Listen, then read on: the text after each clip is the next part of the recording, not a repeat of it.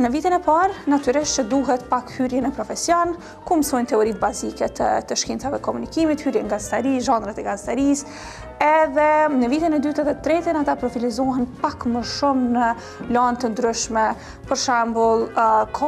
kemi lanë të ndryshme, kemi infotainment, argëtim,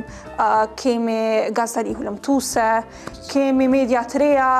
informatikë media, se plot lanë të cilat edhe janë besoj shumë të nevojshme për formimin e tyre, po në anën tjetër edhe janë të nevojshme në aspektin praktik, sepse studentët në këtë departament përgatiten besoj mjaftueshëm që